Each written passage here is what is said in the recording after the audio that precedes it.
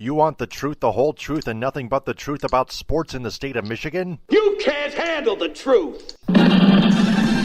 Well, we're giving you the Michigan Sports Truth Podcast, the show that provides research and statistics about all the Detroit and Michigan sports teams, whether fans like it or not, and detects, exposes, and reveals actual and hidden facts and truth that the mainstream media doesn't want you to know. No junk, no entertainment, no homerism, no slappiness, no coddling, no pop culture, no conspiracy theories, no opinions, no shilling, and no fluff. Head over to our website at michigansportstruth.weebly.com. Follow us on Twitter, Periscope, and Instagram at Michigan_Truth, and like and share our verified Facebook page, the Michigan Sports Truth Podcast. Also listen to us on Spreaker, SoundCloud, iHeartRadio, Apple Podcasts via iTunes, Google Play on its podcast mobile app, and Spotify.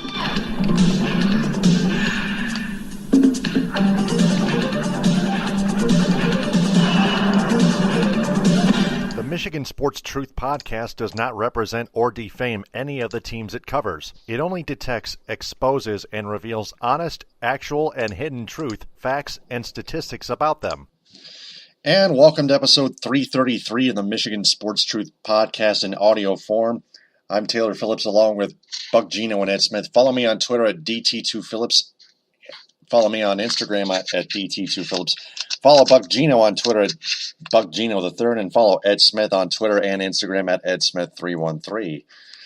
Got some big stories to talk about, and here's one of them right now. We interrupt this broadcast to bring you this special report.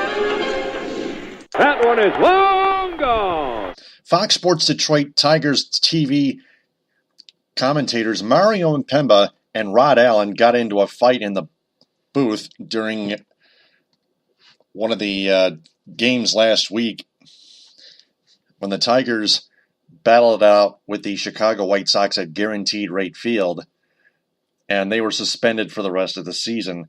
Now, sources from local 4 WDIV in Detroit, NBC's affiliate in Detroit and Southfield, tell the Detroit News' Lynn Henning and Awful announcing that there was a disagreement over a chair in the booth. Mario left the booth, and Rod all of a sudden physically attacked Mario from behind and choked him. And Mario, it appears, as far as we're concerned, didn't do anything. There was no indication or telling from any source that Mario retaliated in any way, shape, or form. Now, this is very serious. This could mean at least something. Now, Matt Shepard and Kurt Gibson are substituting for the rest of the season on Fox Sports Detroit, but it's still unwatchable. But this Mario and Rod thing is very, very serious, and there were some tellings at Rod Allen, tellings from Ed Smith, and Frank Vajner in our private chat group on Facebook Messenger that Rod Allen could be shown the door after the season is all said and done. So Ed, fire away on this one. Well, when this news first broke itself, it wasn't so much a surprise to me hearing upon this, because knowing the detailed history that I know of, which was, of course, was brought to light years ago, mind you, by Jeff Moss at the Detroit Sports Rag, about how things deteriorated over time between Impemba and Allen, of how contentious the relationship was off air, and how whatever contact or discussions that they had on air, that was about as far as it went between those two. And it really wasn't so much of a cordial and chemistry-bound type of friendship. It was just more so, hey, he's my on-air partner, that's about it. But after a while, things just began to fester and just break down and just build and build and build to the point where both guys just couldn't stand the sight of each other anymore. And I'm guessing Mario didn't feel Rod was good enough to be working in the booth. And I'm sure Allen had his own type of feelings about how his standing was in terms of how it was compared to Impemba as well. So again, all that animosity has been building for a while. And then, of course, when this incident breaks, it was just the boiling point of how, whatever it was the perfect trigger that was needed to set off this bomb.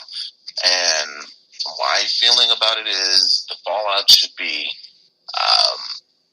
what you just saw there was essentially the end of that partnership. His ties have been all but completely severed. And I would be really surprised if by next spring, I'm not even saying by first pitch of next season, even by spring training.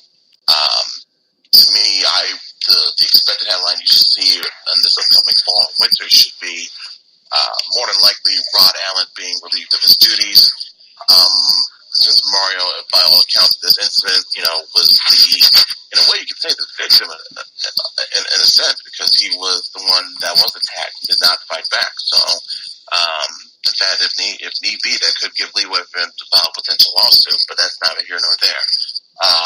More than likely, I could see Rod getting shown the boot, Mario gets kept, and then they either stick with one constant permanent host, or they just keep doing the rotations that they have been doing now for the past 2 years, only with much more frequency or whatever the case, just increased numbers for each guy, because Allen isn't there anymore. So, not surprising. In a way, it's humorously sad. But to be honest, considering how humorously sad this season has been for the Tigers, we needed something to take our minds and focus off the awful baseball that's been played on the field. So, Mario, Rod, thanks. Yeah, I mean, when you're talking about a broadcast partner, I mean, I've worked with many, and there are some that I don't like. I'm sure there's some that don't like me. But you find a way to be professional. And I think that over the course of the last few years, we talked about the articles that Jeff Moss put out about how those two did not get along. You still have to make it professional. And because the Tigers' stubborn insistence to continue to have Rod Allen on the broadcasts, I think that Mario Impemba probably felt a little bit slighted, because as the person that's the main voice of that podcast, I've said it many times, he's not my favorite, but I think he does a decent job. And when he's with other partners, Jack Morris, Gibson, even Craig Monroe, he does a solid job, and he doesn't have a problem with those guys, and it's a decent broadcast when those are together. When he's with Rod, you can tell that there's a palpable tension. There's a very distinct lack of camaraderie, and I think that Mario did his job as a professional, and he may not like Rod Allen, even though he may have feelings about what's going on. He still showed up for work and did what he was supposed to do. Right. For Rod Allen, if everything is at this point that's been reported is true, Rod Allen needs to go, because I don't care what somebody does in the booth to make you mad or to set you off the wrong way. You just can't put hands on somebody. And for him to lose his cool like that, it's regrettable, and I'm sure that he doesn't feel like it was a proper response now. But at the end, that's just not something that can happen. And if people are truthful in the reporting, Mario Impemba did very little to precipitate this, if anything. And if they get all the facts together, it's going to be a shame, in my estimation, that the chances of them both being gone will be a possibility. Because if Fox Sports Detroit decides that neither of them can continue without the stigma of that incident hanging over them, I mean, I think Mario Impemba can easily find work with another baseball club or somewhere, doing maybe freelance or, spot duty on like MLB Network or something like that. Rod Allen is going to be the guy that loses out the most, because all of the spots that he's had, both local and national, have been pretty much orchestrated by the fact that the Tigers don't feel like they can let him go. Say what you will about Rod's on-air persona. A lot of people don't like it. There are some people that do. But in the end, that's just not something that can happen. And it doesn't matter what occurred before then to make that incident happen. I mean, unless Mario Impemba was specifically taunting him and doing things in a purposeful manner that would draw him into an altercation. And that doesn't seem like the case here. I don't think that he should be punished because somebody else did something. But that possibility still lingers, unfortunately. So this is something that is developing now that it has happened, and those guys have been suspended for the rest of the season. We'll continue on, but I agree. I mean, by spring training next year, there's going to be a different booth, whether it be both guys or just one, remains to be seen. But there has been no comment from Fox Sports Detroit or the Tigers really past the boilerplate stuff that you're going to hear from most teams or most organizations. So, I'm going to be interested to see what happens in the off season. They've kind of had a rotating circle of broadcasters. They brought the guy up from Double-A Erie to do a couple of games. Greg Gagne, I think is his name. It's going to be a tough job for them to go ahead and find somebody that's going to be willing to work with that condition. And the reason I say that is because if it didn't stop, if they being Fox Sports Detroit didn't stop this before this could happen, what is the next incident going to look like? What is the next time that there's some unprofessional behavior? What happens then? Are they just going to be a hair trigger from this point on? Are they just going to rid themselves of that problem? Or are they going to let it fester like they obviously did with Mario and Rod? That's what I would be concerned about, because Fox Sports, with the blessing of the Tigers, has continued to put Rod Allen in the booth or in the studio. And, I'm a person that doesn't enjoy listening to him or watching him. And not to say that there are people that there are, because there certainly are people on what I would call Team Rod.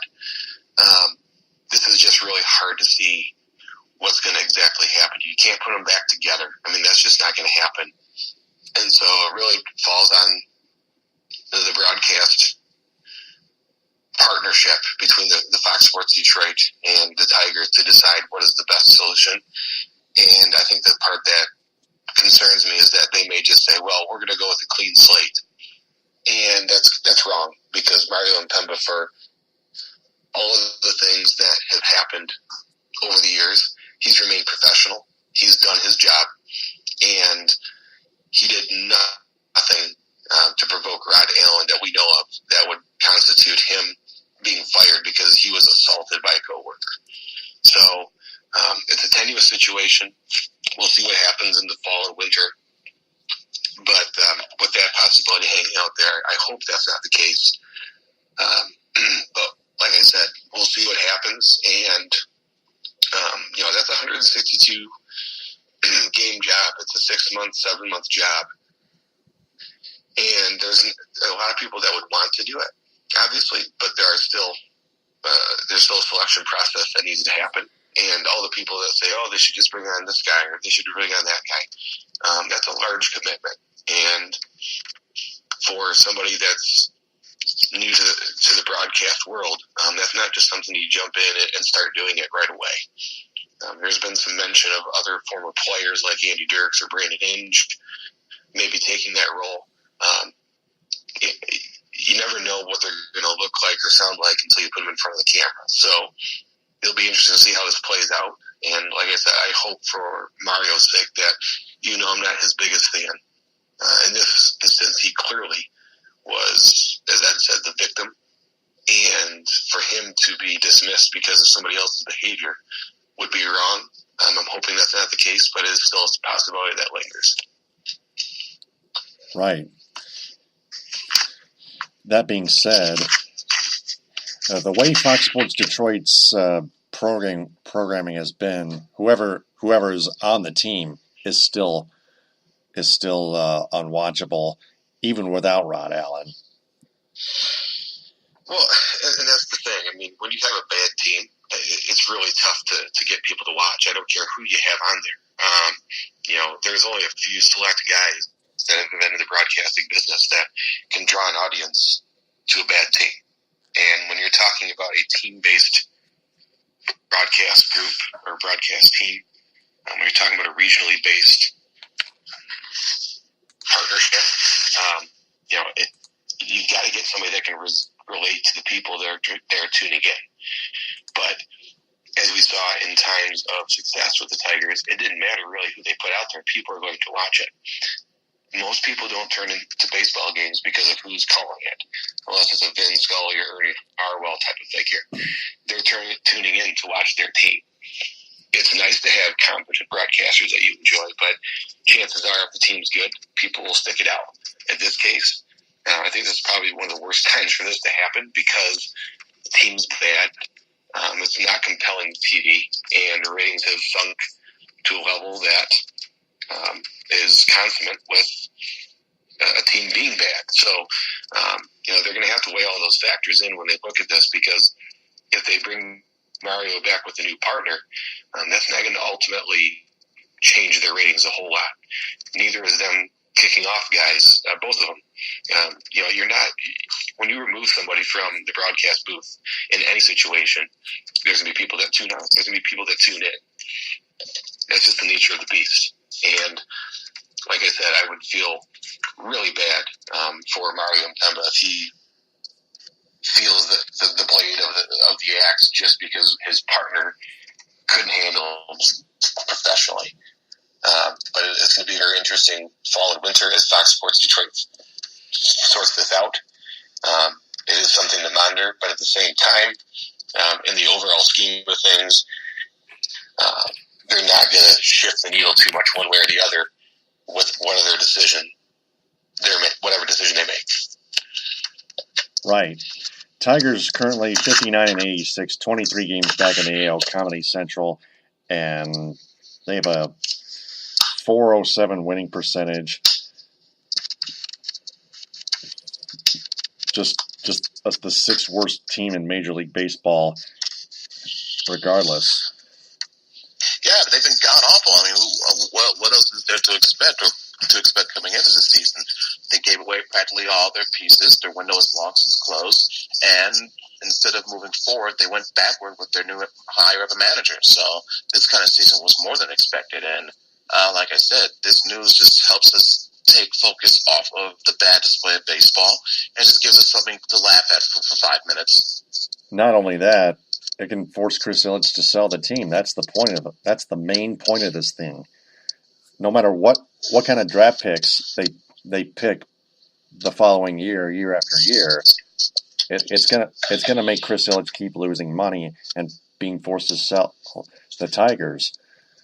And we'll get to his other team later on in this episode. And we got a couple news bits. One of them being big about a former Red Wings captain. But for right now, let's tune to college football. Touchdown, MSU! The Michigan State Spartans choked one away in the end, 16-13 at Sun Devil Stadium to the Arizona State Sun Devils. Their offense was garbage, and Mark D'Antonio was being loyal to his coaching staff, kind of like John L. Smith being loyal to his coaching staff over a decade ago through 2006. The coaching staff was awful. Dave Warner, co-offensive coordinator and running backs coach, calling terrible plays on offense, and this is somebody you want fired. Well, let's say this. Go ahead. Yeah, I was going to say, realistically speaking, Dave Warner, if you want to be more frank about it, he should have been fired a couple of years ago at that disaster of a 2016 season. But D'Antonio stuck around, gave him one more shot, essentially in a sense, and then they had the bounce back year 2017. And I guess that was the fool's gold needed to convince D'Antonio to keep on Warner. But as you can see, the past first 2 weeks of the season, It has not looked pretty good. It has not looked decent. It has not looked satisfactory enough. It has looked downright subpar. And most of that can be definitely attributed to how your offensive coordinator is, how he schemes your play calling, how he schemes the blocking schemes, and it's just so antiquated in terms, especially in today's day and age, of how we play football and how we play offenses, that it is practically the only thing keeping MSU back from being a perennial contender year in and year out, because they got the defense, they got a heck of a coach, head coach leading them along the way, and they've been able to produce solid, quality NFL talent. It's not every year, but at least every other year. And you may be seeing that again this year with Brian Lewerke, believe it or not, of all things. But between that and the fact that this is a returning team, a team returning almost 20 starters from a team last year that won 10 games, a lot of people were expecting more. A lot of people expected them look impressed enough that they could possibly contend for a Big Ten title, maybe even possibly contend for the national playoff. But struggling at home to Utah State, and then coming out here and just flat out laying an egg against Arizona State. Say what you will about Herm Edwards, and I'll give him credit for doing a good job starting off 2-0, but this is a game MSU should have won. You were up 13-3 on them in the fourth quarter, and you scored 0 points, but yet they go off on you for 13 unanswered and beat you. Something was wrong there, and a lot of that, in my opinion, has to be attributed to Mark D'Antonio, who somehow, some way, was able to be outcoached by a guy who has not had any experience of being on a sideline in live game situations in literally a decade. That was the last time Herm Edwards coached at football at any level. Now he's back. He's at 2-0, but still, this was the game that it should not have gone down this way. But I had an inkling it would happen, because I said this on last week's episode previewing this. Be aware, be mindful of this scenario and this situation. At home, primetime game, West Coast start time. Obviously, the temperatures on the field. It was just a swirling formula that was going to lead up to a potential recipe for disaster. And between blocked punts and delay of games and inadvertently punters getting injured and weird 50-50 balls and just interceptions, baffling interceptions near the end zone, and of course the last 3 minutes of how that went down between timeouts usage, clock management, and just it was just another wacky case of Pac-12 after dark striking again, and just MSU, they got their taste of it now. But as to a slightly more serious note here, something's got to be done when it comes to Antonio Warner, because I cannot foresee them constantly struggling in big game opportunities with this type of play calling and scheme and design, where they either somehow manage to scrap out a win, or they give a embarrassingly futile effort and lose. So it really depends on that. And if you're Mark D'Antonio, you've got to find a way to take some control of this. I say Warner's your guy, he's your friend, but sometimes this is a business where you got to do what you can to win football games. And sometimes that includes hurting your friend's feelings. So what Mark D'Antonio needs to do is something that he should have done 2 years ago, is that fire Dave Warner, period. Otherwise, you're going to get used to seasons where you're wasting talent of quality players that you gotten back, experienced or not, and it's just, if I was a Spartan fan, I'd be quite infuriated by what I saw on Saturday night, because that was just a microcosm of how MSU football, in a sense, ever since that renaissance of 2010, 2014, it's almost like that so close yet so far away of, trying to get back to that sort of time, but yet when the big stage asks you to perform, you fall short. So now with this season potentially on the brink, you got to wonder, is this potential where it could go downhill from here, and instead of hoping for 9 wins, do they even get to 8 wins? Do they even get to 7 wins? That's a real relative possibility, because the The teams that they have coming up on their schedule, they got Wisconsin, they got Ohio State, they got Michigan.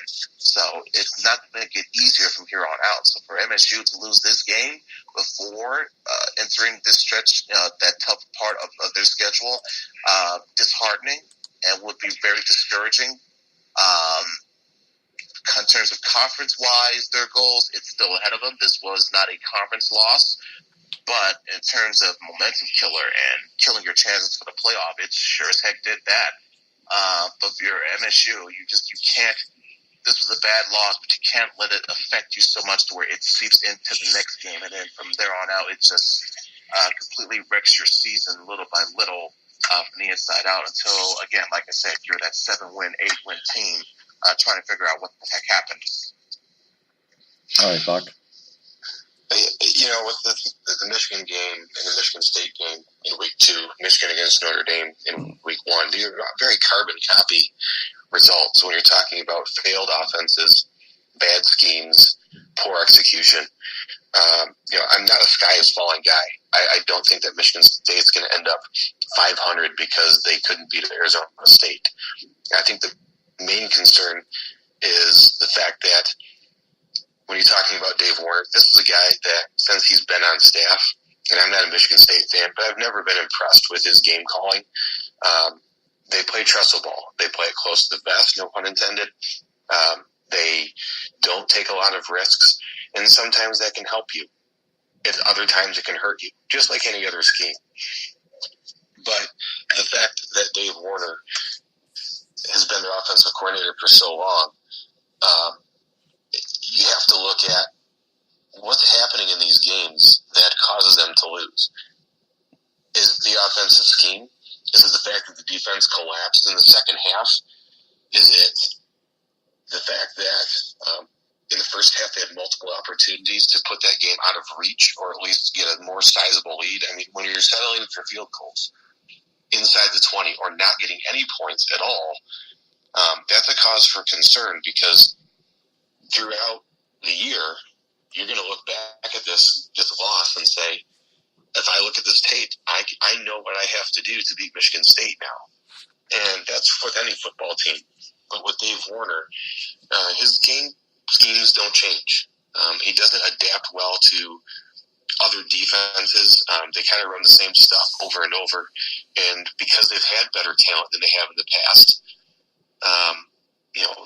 they've had success. I mean, when you have Kirk Cousins as your quarterback or Connor Cook, you can mask some of that stuff.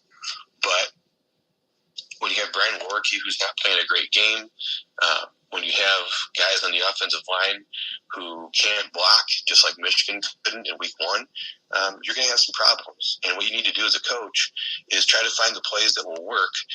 And instead of stubbornly staying with your game plan to a T, sometimes you have to make in-game adjustments. And I think that's where Michigan State really is poor.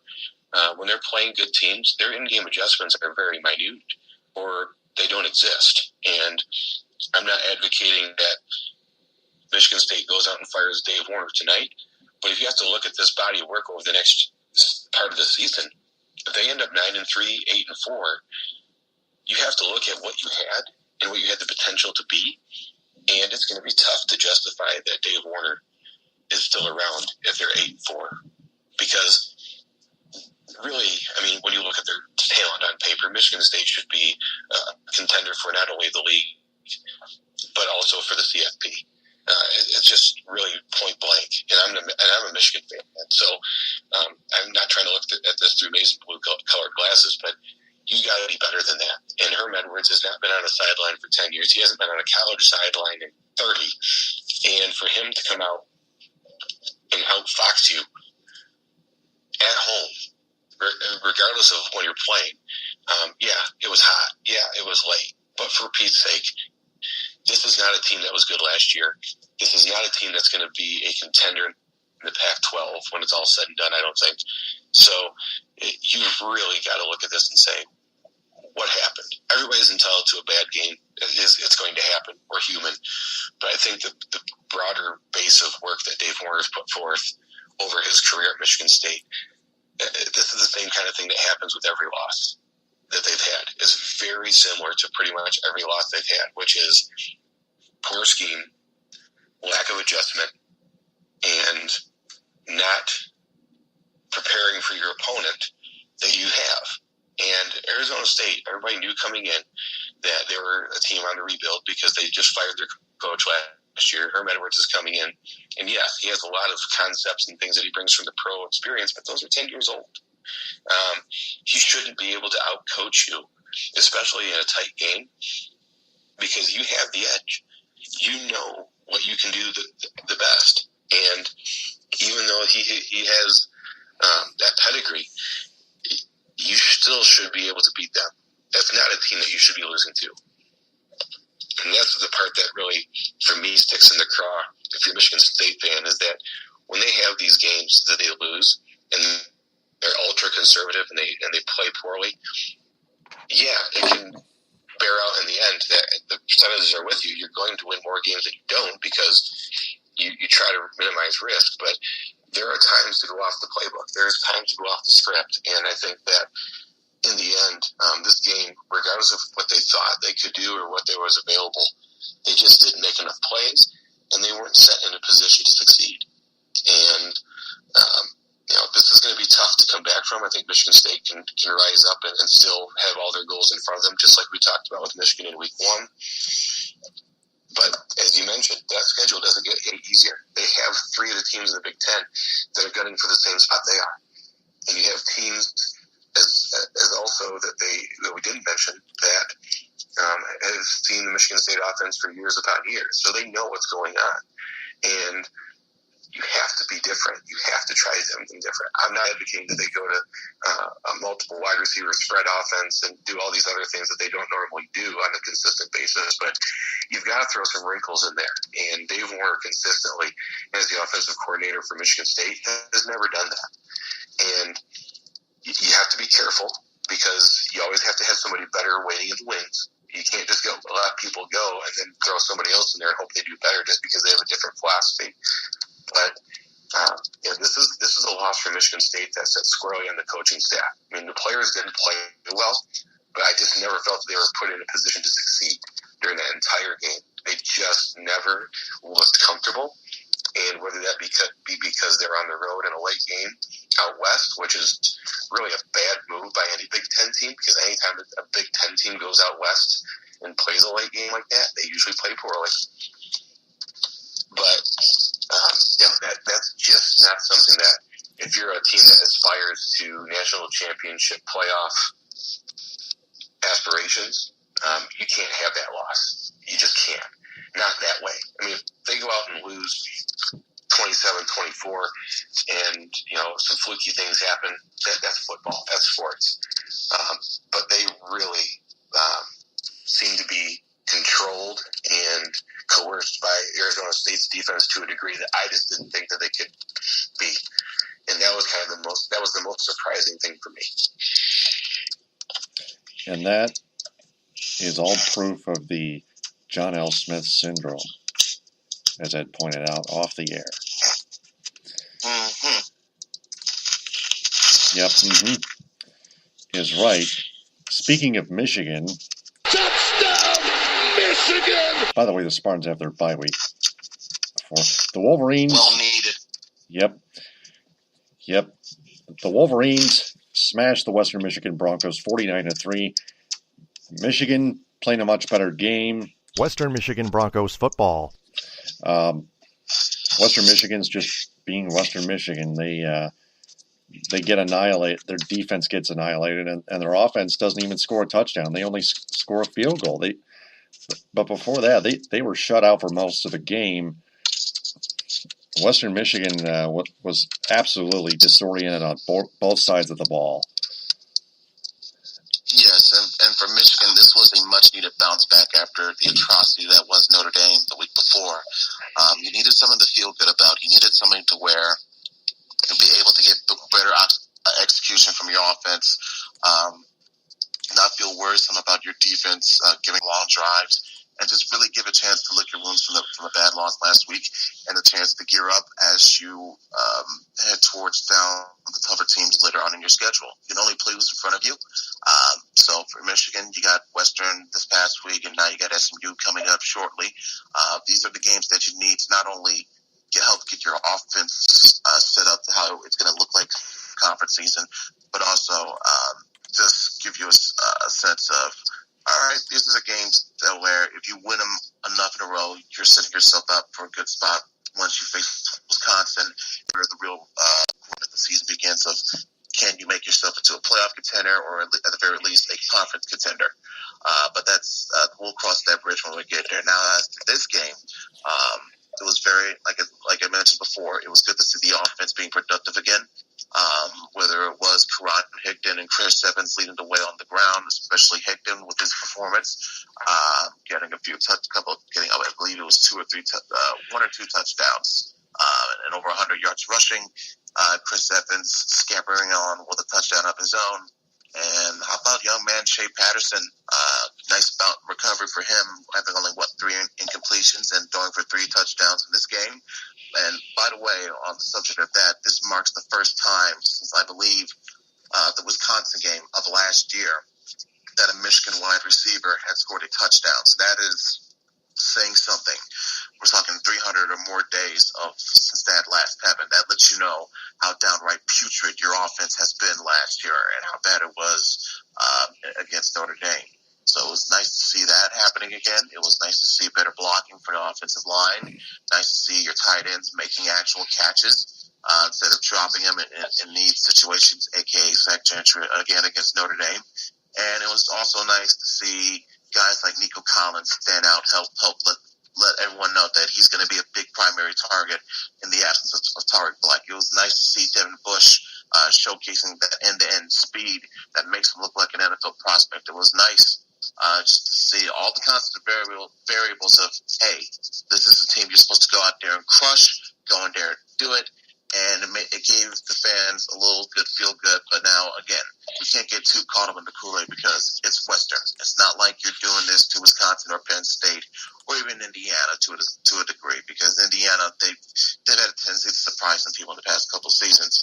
But once we approach that part of the schedule where you're facing the likes of Wisconsin and Penn State and Michigan State and Ohio State, that will be your true test. You already had your one blunder in a big test this year against Notre Dame. Now you have these few weeks, essentially these overblown scrimmages, overhyped scrimmages to get yourself ready for these big-time teams. And what will you do when you face them then is yet to be seen. But I would consider using these games as the right preparation to get yourself set up for those type of moments. Their season recovery, essentially the recovery plan is still on point. Goals are still ahead of them. They only moved up slightly, a little bit in the college and the top 25 rankings.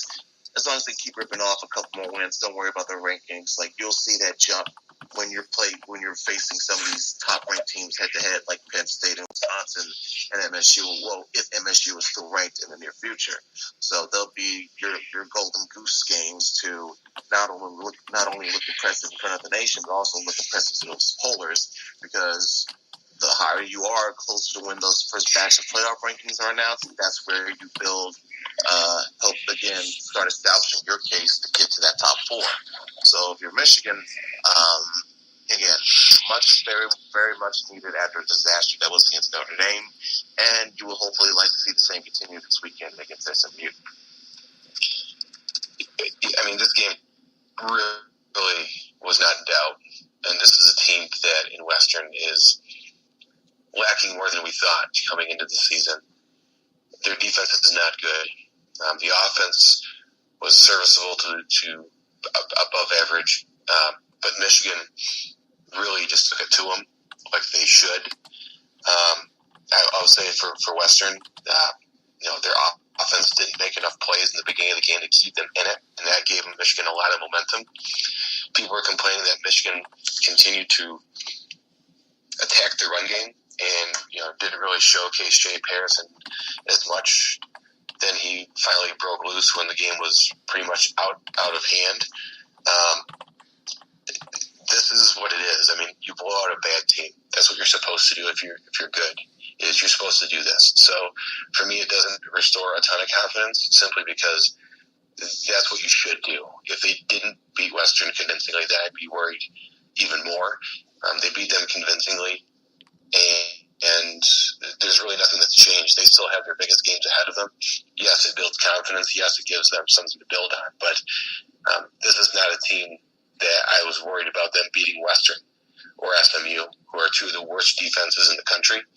This is a team that you have to see what happens against teams like Notre Dame, Wisconsin, Penn State, Ohio State, and Michigan State, all on their schedule. Plus, you have Nebraska coming in with Scott Frost, even though they lost his opening game debut. That's a team that you still have to plan on being better as he starts to shape that roster in his image rather than what was left for him. So, this is not something that was surprising. There's some takeaways from it. But at the same time, I mean, this is what was supposed to happen. So I don't have a lot to say about it because, unless it didn't go down this way, unless they didn't dominate as far inferior team, then I'd be worried. But this is kind of how it was expected to go. And they should be able to do that against Western. And they did. They'll move on to SMU. They should be able to do something similar to them. And then they'll go into conference play. So, not to be a parade rainer, but this is not something that's going to tell me how Michigan's going to perform over the rest of the season. This was basically, like Ed said, a glorified scrimmage. They did their job. It's time to move forward. They'll do the same thing to SMU in all likelihood, and then they'll get into conference play. Their first big test, or their first, I guess, I would say, I wouldn't even say big game, but at least a meaningful game comes against Nebraska, and that's in week 6. So between now and then, they just have to build confidence, do what they're supposed to be able to do, and then when they play a team that is going to present more problems than a team like Western or SMU can provide, that's where we're going to see if Michigan truly is performing at the level that they should be. So it's nice you get a big win, everybody's happy, but in the end, it is not something that gives us a whole lot of insight into a barometer of what this team's going to be at the end. How's Western going to do against Delaware State Saturday at 7 on ESPN+? Boy, you would think that they do okay against an FCS school, but the way they're struggling on defense right now, that's going to be a tough road for Western this year. Syracuse hung a double nickel on them. Michigan almost put up 50 and really took their foot off the gas for most of the fourth quarter.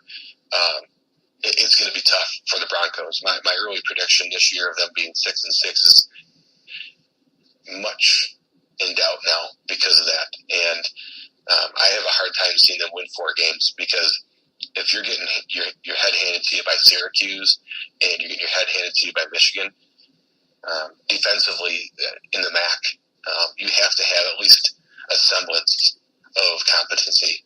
And right now they just don't have it. So it's going to be tough for Western to really rise above these next 2 performances and get their season on track. Absolutely. And speaking of which, Central Michigan Chippewas football. Tony Poljan of the Chippewas throws 4 interceptions. We'll get to Stafford throwing 4 interceptions later on, but Tony Poljan, I don't even know who the hell he is, but Tony Poljan, 4 interceptions, that sucks. In a 31-7 loss at Kelly Short Stadium in Mount Pleasant at home to the Kansas Jayhawks. CMU falls to 0-2. Just a terrible game for the Chippewas. If I could pipe in for a brief second, do you know how embarrassing, not the pile on, but do you know how embarrassing it is to lose to a team that last week lost to an FCS school? That's what Kansas did the week before. Yes. They lost to Nichols. And they still found a way to come out and beat CMU. I would be embarrassed. Yeah, I mean, for Central Michigan to lose, that probably isn't really the biggest part. It's the fact of how they lost. Completely inept. Kansas is not a good football team. They hadn't won on the road in 46, I believe it was, straight tries. They literally had not won on the road in what amounts to, if you're looking at that, probably close to 7 seasons or 8 seasons. They hadn't won on the road, period. Not just in conference play, not non-conference play. We're talking about literally every road game that they've played for the last 7.5 seasons, they've lost. And then they go into Central, and not only do they win, but they manhandle the Central Michigan Chippewas. That was an embarrassing performance by Central Michigan. They couldn't do anything on offense. Tony Poljan, as you mentioned, threw 4 picks. That's just not a performance that you can have. And in week 2, typically your biggest gains are from week 1 to week 2 in the season. I mean, obviously over the course of the season, things are going to improve or guys are going to get hurt. But talking about just overall performance, Tony Poljan, they didn't look great against Kentucky, but you felt that they could improve from that. And that was my basis for the fact that they should beat Kansas when I did the preview last week. That I felt that they would beat Kansas simply because they hung with an SEC team who, even though they're bottom tier, is certainly better than Kansas. They come home, so you have home field advantage, and you do that. That's just embarrassing. And Coach John Bonamego has a long road ahead of him as well, because between Western and Central, that's going to be 2 really tough campaigns if you're going to play games like that. Absolutely. Yeah, CMU is another team in the MAC that's going to finish with a terrible record. Those Western and Central will be included in our 5 questions segment later in the program. CMU is at Northern Illinois. The Huskies at 3:30 p.m. on the ESPN app on Saturday. Of course, the Huskies are going to win by a handful, at least. Eastern Michigan Eagles football. Just based on what we've seen so far from Central, not impressive at all. And Northern Illinois coming in, who's a perennial top gun in their division, it could get ugly. Yeah. The Eastern Michigan Eagles nail a field goal at the end of the game to beat the Purdue Boilermakers on the road at Ross-Ade Stadium, 20-19.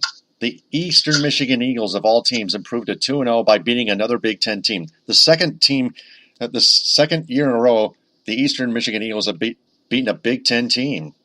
This one on the road at the Purdue Boilermakers. How about that? Boy, that was surprising. I was actually driving home from Detroit, so I got to listen to the first half and part of the second half before I got out of range. But Purdue beat Northwestern in week 1. You thought that they would be much better than what Eastern could bring. Eastern obviously losing Brogan Roback and some other key guys from that team last year. You looked at this on paper and you thought Purdue should win this by a couple of touchdowns at least. And again, you talk about schemes and doing things. Purdue just consistently could not get out of their own way on offense. And defensively, Eastern Michigan, who I feel is a little bit underrated when it comes to defense. They're not the greatest, but I think that they have a competent defense. They really surprised me by playing as well as they did against Purdue, and they hung around enough, and they stayed with it, and they ended up winning the ball game on a last-second field goal. That's a big win for Eastern Michigan, and when you're looking at the MAC, the schedule that they have ahead of them, it can springboard them into some bigger things. That's just a tough gut check win on the road against a quality opponent, and that's not something that you can take away. Eastern Michigan played a very good game, and Purdue did not, but that doesn't matter because it matters who won on the scoreboard. That was Eastern Michigan. So it's a nice win for Chris Creighton and his crew. We'll see what that translates to later on down the road, but a big confidence booster for Eastern Michigan as they steer towards conference play. Absolutely. And they begin conference play on the road in Buffalo against the Bulls Saturday at 6 on the ESPN app and ESPN+. Buffalo, what do you know about Buffalo? Well, I know they used to be defense. But this year, you look at the MAC in general. I think the MAC in this year is going to be a little bit down across the board. I think that for Buffalo, they struggled to win they struggled to win last week. They blew out Delaware State, who Western Michigan plays this upcoming week, and then they struggled to beat Temple in a game. Buffalo wasn't projected to do much. They were kind of a middle of the road team as well. So this will be a test for Eastern Michigan. Can they put their stamp on now as a team that could be contending in the MAC? Can they win this game, use that as a further springboard for what the rest of their season holds? Because even though Buffalo is not considered to be a top gun in their division, they're still there. You still need to win that game.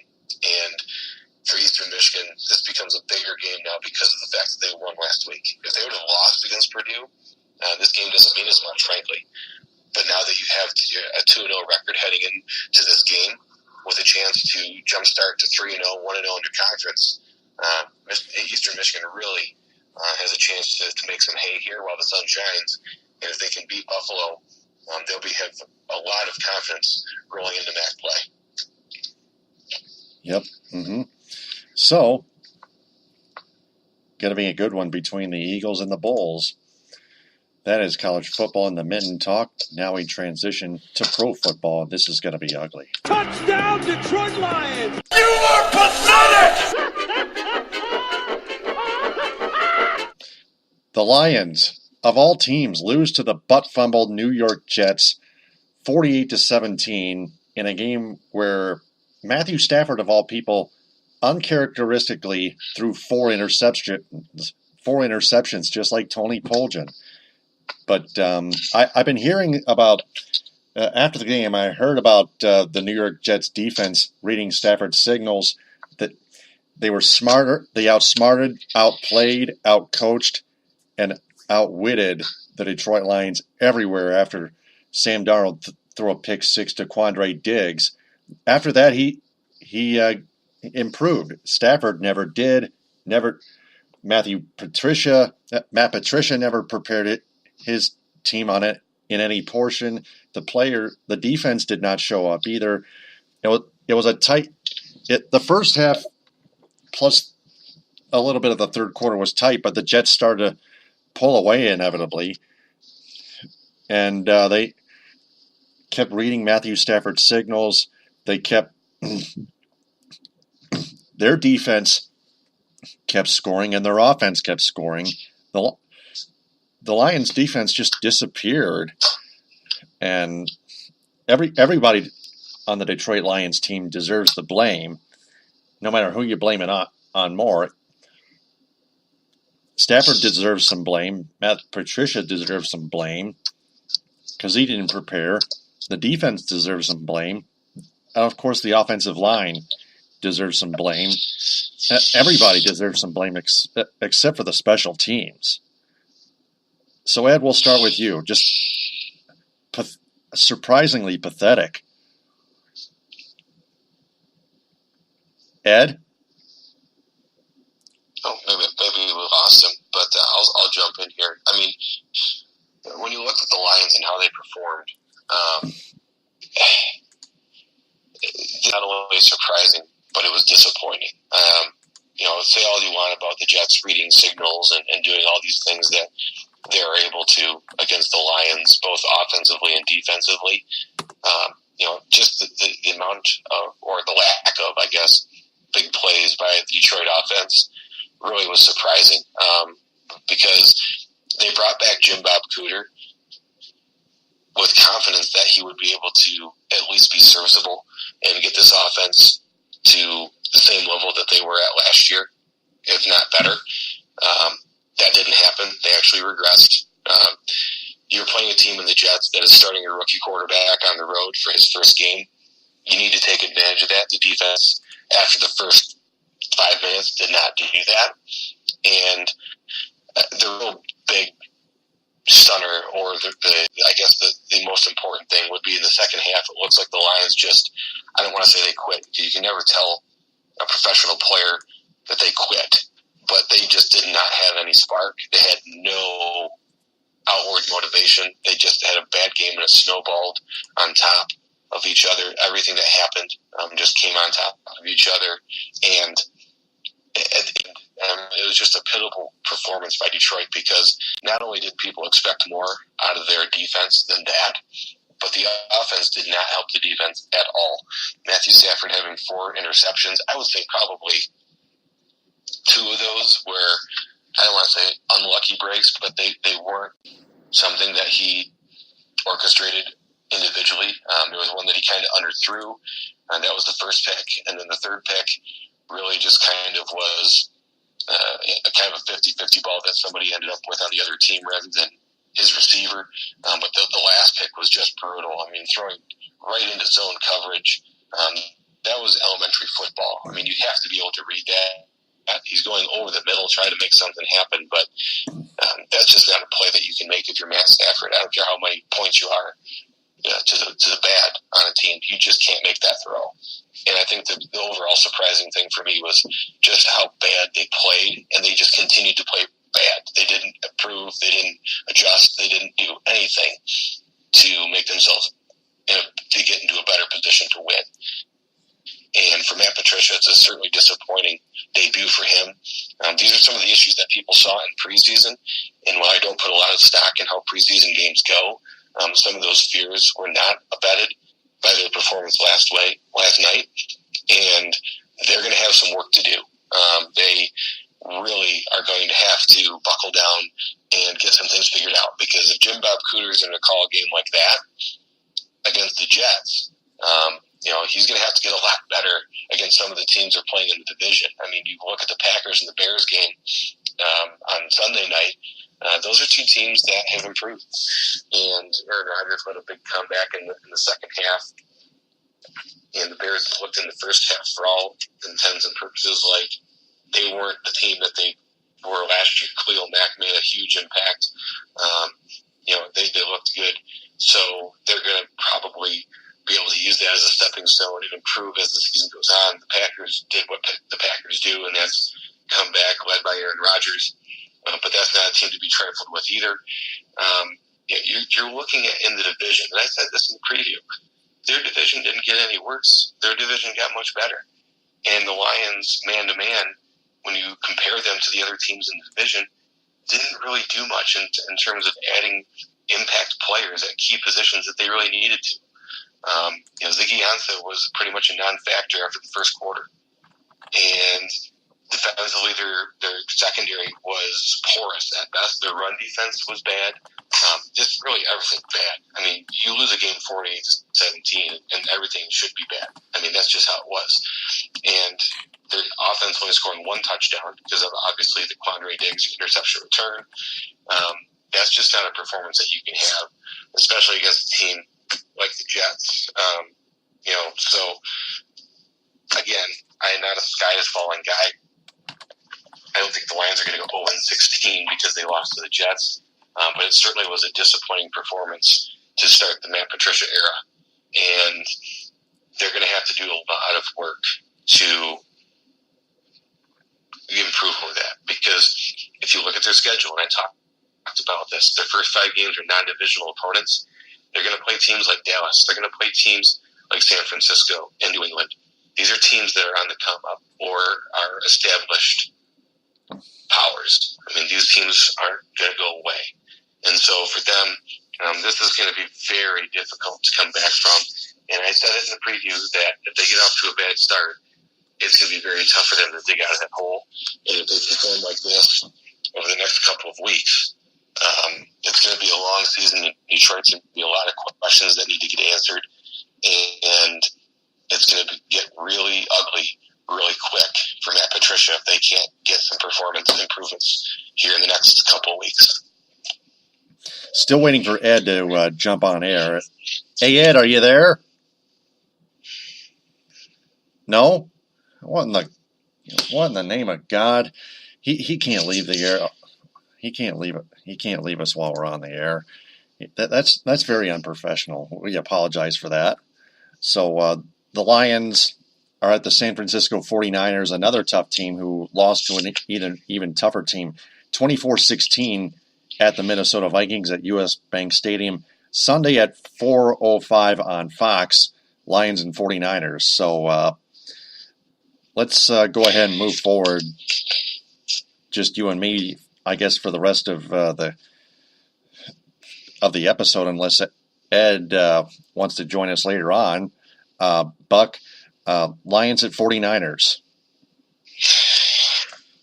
Well, the 49ers didn't play a great game, but again, they're playing a good team. I mean, the Vikings are good. They didn't get any worse, obviously. Their defense is just as advertised. Jimmy Garoppolo had a tough game, and they're going to have their home opener, so they're going to be doubly motivated, not only to forget what happened last week, but also to come out to their fans and people expecting a lot of good things. They spent a lot of money in the offseason to improve that team, and people are going to be looking for results. And this is going to be another game for the Lions. You're talking about when you go out west for any East Coast team, it can get dicey. And this is one of those situations where they're going to be playing a team that has just as much or more motivation than Detroit did last night. And, they're going to have to bring their A game, because in the NFL, you have to do that every week. And obviously it can't happen every week, but it should. Obviously they're human beings just like everybody else, and sometimes you have bad nights like the Lions did. But, there were some glaring issues that for the Lions, they're going to have to get fixed. And the 49ers, for all their struggles, still stayed in the game against the Vikings until the end. They only lost by one score or one possession. So this is not a team that you can push over. This is going to be a tough game, as is every game in the NFL. But the Lions really, really cannot start in the hole 0-2 because it's not going to get any easier after that. Right. And prior to the game, the last game, the first game actually, the Lions released Anthony Zettel. Yeah, that was a curious move. The reason being is because preseason stats, again, kind of being thrown to the wind here. You need help on the pass rush, and you waive a guy that helped you out last year with that and was slated to be a backup at best, but still was able to do what you wanted, which is rush the passer. And because that was sorely lacking yesterday, it seems even more of a devastating move, because now they're going to have to look at generating a pass rush with what they have, or maybe pick up off the waiver wire somebody. It was just a curious move with the way that the Lions are moving. People make decisions all this time based on things that we don't know when you're talking about football moves. But it was just very curious that they got rid of Anthony Zettel. Again, he was performing against second and third stringers just like he is, and really did well for himself stat-wise. But again, when you're talking about playing against top offensive lines, he doesn't make much of an impact, but it would have been nice to have somebody as a backup that they could count on, that they knew was a known commodity and was able to help bolster that defense. Just because he wasn't there doesn't mean that they gave up 48 points because he was gone, but it was just a curious move. And then the Cleveland Browns snapped him up on the waiver wire. They actually got rid of two guys who I thought were probably better than Anthony Zettel, but that's how the cookie crumbles sometimes. But for a team like the Lions that struggles to find a consistent pass rush, especially with Ziggy Ansah and his injury history, it was just a very curious move. And we'll see what they do from here. Mm-hmm. So we're gonna get into our What's Your Grade segment here. Just 1 second here. Pencils down, everyone. It's time to find out what's your grade. So, what's your grade on the Lions releasing Anthony Zettel? Well, I mean, if you're gonna grade the Lions on this, I think I'd give it a solid C-, because it didn't open up an opportunity for somebody else to step in as a pass rusher. You're getting rid of one commodity and not replacing it with another. It was curious, to say the least. Like I said, and I'll keep using that word because not only do I not have a better descriptor, but there's really not anything else that I can say about it other than you got rid of a player that was marginally productive to somewhat serviceable, and you didn't have a backup plan. Yes, I know they have Deshaun Hand. Yes, I know they have some other guys on the roster, but Anthony Zettel, for all his foibles, was a decent backup. And they didn't really put anybody else out there that they could replace him with. They didn't restock that cupboard. So I'm going to give it a C- because it's not an F, because, you're only talking about 1 week of a sample size without him. But it's just curious to get rid of somebody that provided depth and has some tangible performances that you could look at and say, yeah, he's going to be okay for the team. We'll see what happens, like I said, from here on out. But that's kind of how the NFL works sometimes, is guys get cut for whatever reason. It's just that when I look at this transaction, they didn't bring on anybody in his stead that made me think, oh, that was a great move to get rid of him, because they were able to make room for player X. That wasn't the case at this point. Right. So, we have another special report. We interrupt this broadcast to bring you this special report. And we transition to pro hockey.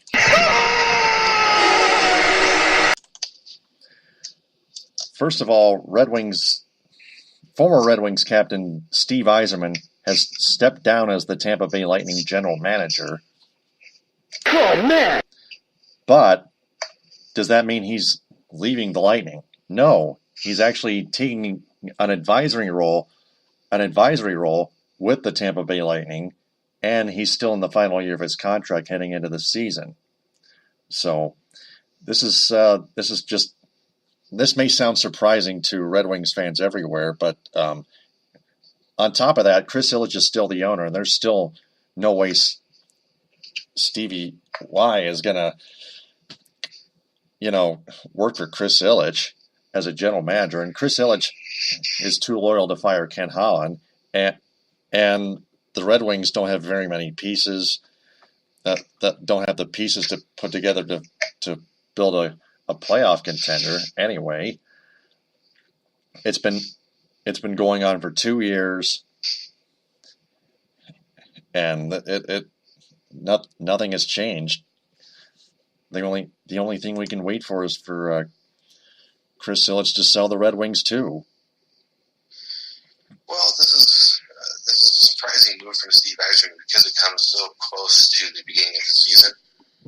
What I will say is this: it doesn't mean that he's going to be Detroit's next GM. People are saying, "Oh, he's coming home." Well, number one, he maintained a home in Michigan while he was employed by Tampa Bay.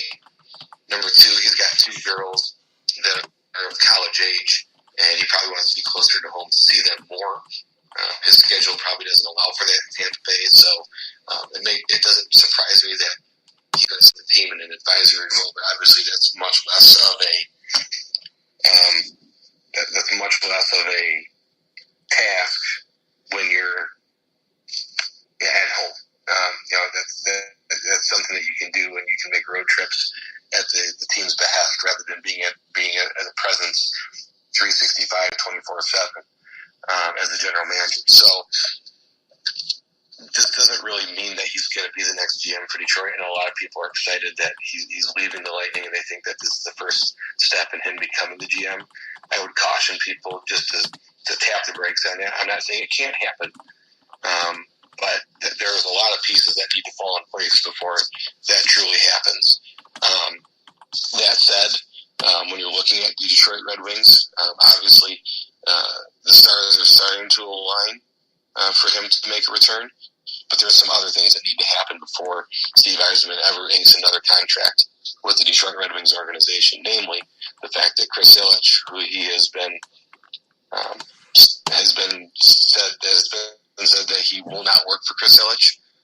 That would need to be the first big hurdle, because Chris Ilitch still owns the team. So you got that hurdle to climb, plus the fact that Ken Holland's under contract for this year and next year, whereas Steve Yzerman, his contract expires at the end of the season. So, I would say that it's exciting. I think people are kind of making more of it than what it is, because of some reports out there that he's coming back to Detroit and he's doing all these other things. That doesn't mean he's leaving the Tampa Bay Lightning to take an immediate job in Detroit. It just means that he's stepping down from the GM role. Could it be something that he's setting up to return? It's a possibility. But at the same time, like I said, that's just speculation by a lot of people that are kind of hoping against hope. That is what the case may be. So it's a situation that obviously bears monitoring, but this is not something that he's quitting Tampa Bay to immediately take the GM post in Detroit. Like I said, there's a lot of other things that need to fall into place before that happens. We'll see where this goes. But like I said, a lot of people are jumping on that bandwagon now and early and often. We'll see what happens after the season when his contract truly does expire. Yep. Mm-hmm. So, speaking of the Red Wings, we're going to get another event that they did. Another signing. Pencils down, everyone. It's time to find out what's your grade. And that is signing forward Jussi Jokinen to a PTO deal. Buck, what's your grade? I'm going to give this one a C+. Jussi Jokinen is basically at this point, and really throughout most of his career, a specialist. He's a power play / shootout guy. He's not going to add a lot of depth to your top six. He's a pretty small piece in the puzzle when you're talking about team construction. These PTOs typically are given out for guys that are looking to maybe get a contract, maybe not with the team that gave him the PTO, but some other team that may need help down the road. I would say it's not likely, but still possible that he could make the opening day roster.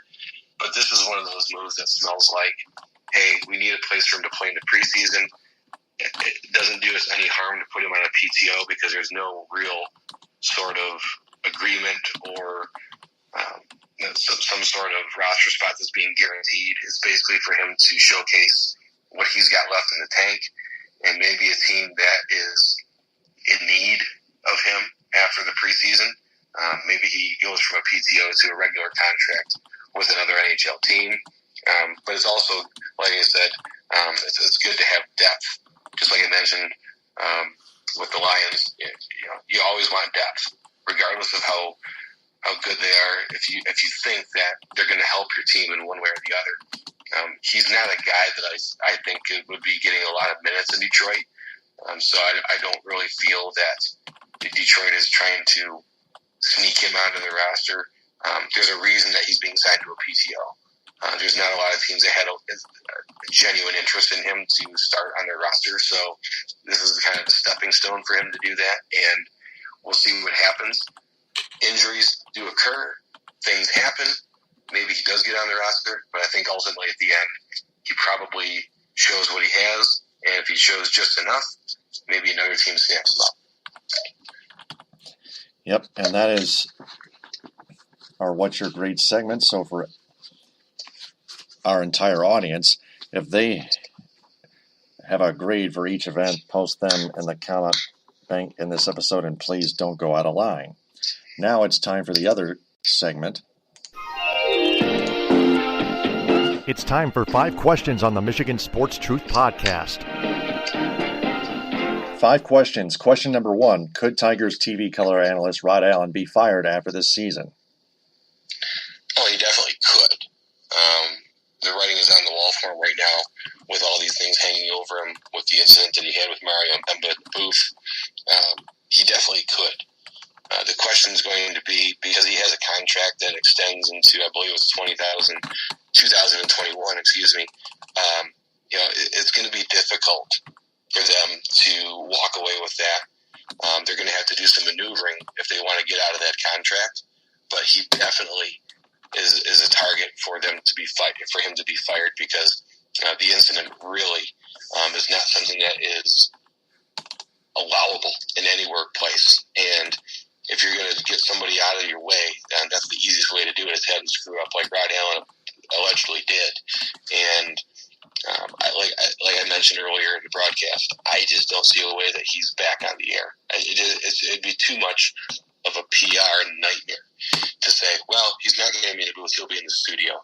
He's still with another person, and that that person's going to have to deal with him just like Mario Impemba had to deal with him. So it's going to be tough.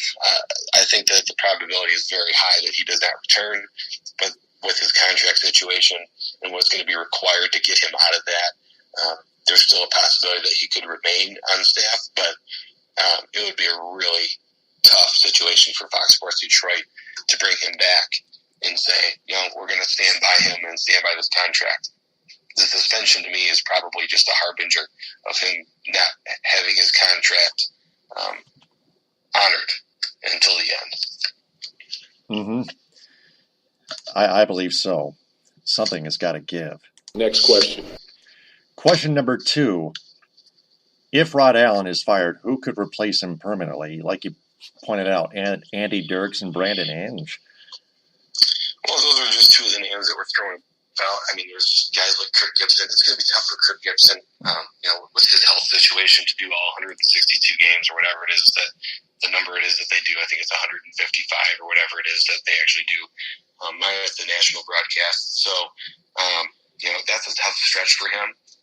It's going to be interesting to see who they could also bring into the fold if Rod Allen is let go. There are numerous guys that have popped up. Some of the names like Dan Petrie, Jack Morris, Kirk Gibson were brought up. I think that for Jack Morris, because he has other obligations, it's going to be tough for him to commit full-time. And with all the guys they have currently on staff, I think what will probably happen is a rotation, as we mentioned before, where you have guys in and out of the booth. As I said before, people are tuning into Tigers games to watch certain broadcasters most of the time. And if they're bad, I don't care who they bring in, it's going to be tough to watch it.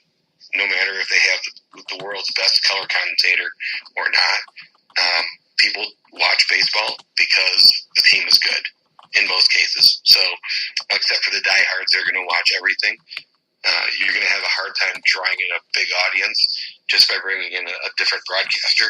So I think what will probably happen is a rotation at some point of some construction, and we'll see what happens after that. Yep. We'll have to see. Next question. Question number 3. Who is most likely to blame for the Michigan State Spartans losing to the Arizona State Sun Devils? Mark Antonio or co-offensive coordinator and running backs coach Dave Warner? I would say Dave Warner. When you're when you're the head coach of a football team, your teams play. No matter what happens, if your coordinator's bad, if your players don't play, it comes back to the head coach. We said this all the time with Harbaugh. You can replace offensive coordinators. You can put different guys in different positions on your staff. It goes to the head coach. And the way that they performed in Tempe against Arizona State, regardless of Dave Warner's poor game planning, regardless of the defensive coordinator's sudden lack of competence in the fourth quarter, it falls on the head coach. It's all under preparation, and it all falls under your doorstep. So no matter who it is, whether it be Jim Harbaugh, Nick Saban, Will Muschamp, Dabo Swinney, I mean, I'll go down the list of all these coaches. It falls on him. So Mark D'Antonio has to shoulder the blame. Whether it's right or wrong is indifferent. The fact that you're the head coach means that you're in charge. And they lost that game for a varying amount of reasons: preparation, game planning, in-game adjustments, whatever it is. That all goes through the head coach. He's the guy that puts the people in place to do that. He's the guy that has the ultimate say. And the reason that they lost may not be because of D'Antonio, but the blame is certainly going to fall upon him for the most part. Mm-hmm. Yeah, I believe so. People have to take accountability. Next question. Question number 4. Which MAC team is likely to finish 0-12 this season? Central Michigan or Western? Or which MAC team is actually going to finish worse?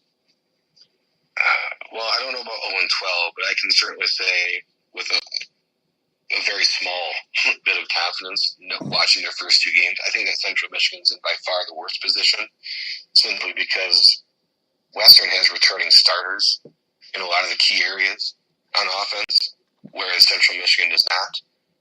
Defensively, they're both train wrecks, but offensively, I think that Western Michigan, over the balance of the season, should be at least be able to improve to semi-competent. So I think that Central Michigan has the better chance to finish worse because on offense, they seem completely lost, and it doesn't look like they're going to be able to recover. Yeah, Western Michigan played very poorly against Michigan, but against Syracuse, a second-tier ACC school, they did score some points. So I think that over the course of the season, Western Michigan should be able to finish better. They may both still be bad, but I think Central Michigan's got a lot more room in front of them for improvement than Western Michigan does. Yep. Next question. Question number 5. What should the Lions' record be projected to be after their 48-17 loss to the New York Jets? I would say 3-13. It would be impossible for the. It would be close to, but still impossible for the Lions to finish 0-16 like they did in 2008. But I'd say 3-13. Yeah, when you look at the teams that have finished 0-16 in the past decade, and it was the Browns last year, and it was the Lions in 2008. You look at those teams, and they were insufferably bad. I mean, they're just by far inferior to almost every team they played. When you look at the Lions and the talent they have, you don't see that. I mean, you don't have a team that has Matthew Stafford play all 16 games and you lose all of them. It's just not going to happen. Again, they could be bad. My prediction at the beginning of the year was 7-9. And I'm going to stick by that because I didn't see a lot of improvement from them from between last year and this year. Matt Patricia or whoever's going to coach them, they still have some major issues player-wise on the defensive line, defensive secondary, and the offensive line. And none of those things were improved, judging upon yesterday's performance. It just didn't happen. This is the same team, basically, that played last year. And they're going through an adjustment period right now with a new head coach. So he's going to install his plays. He's going to install his philosophy. He's going to install his staff. And you have a lot of change. And while the continuity of having almost the same roster is good, that doesn't mean they're going to not struggle. Matt Patricia has a lot of work cut out for him. And I think that, I don't know if they'll be 3-13 bad, but I think 7-9 is definitely still in play, especially with the teams that they play in the next 4 weeks. Because if they get off to a bad 1-4 start, it's going to be real difficult for them to dig out of the hole. And as we've seen with the Lions in the history of their franchise, they usually have really bad starts. And when the games don't count or don't matter to them because they're out of playoff contention, they magically get better. And I think that's what's going to happen this year. They're going to fall to a bad start. They're going to be at the bottom of the division. And by the time the end of the year runs around, people aren't going to have any pressure. They're not going to care. They're going to play a different style of ball. And they're probably going to win a few games. I still think 7-9 is the target. And nothing that happened yesterday is going to dissuade me from that. Yeah, I believe so. It's going to be a painful process, no matter how long it takes. So that's our 5-question segment. So to our entire audience, if you want to answer those 5 questions, just replay that segment portion of the episode and answer them the best you can without going out of line. Buck, we'll talk to you next week. I'm going to, after I close it out, I'm going to have a little one-on-one with Ed Smith here. We apologize for the unprofessionality of him leaving our live broadcast for some reason, him signing out on Facebook Messenger. But Buck, thank you for sticking with me and rolling with the punches here. And we'll talk. I'll talk to you both next week. Very good. Yep. So that's episode 333. Let me try to get Ed here. This is episode 333 of the Michigan Sports Truth Podcast. Please leave a message. Yeah, I guess he had to.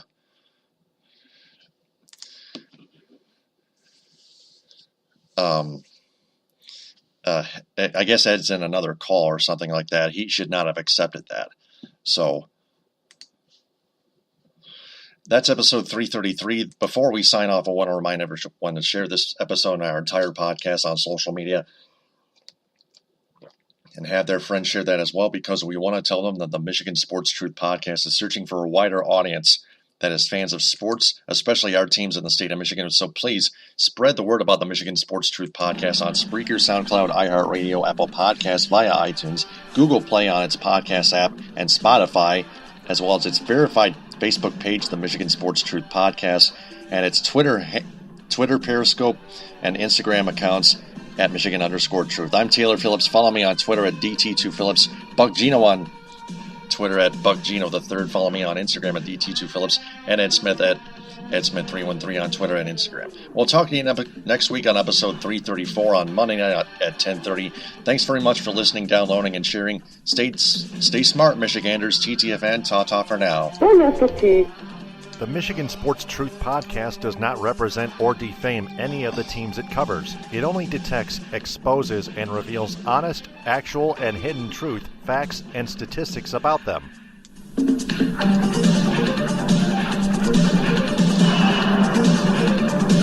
And mission complete.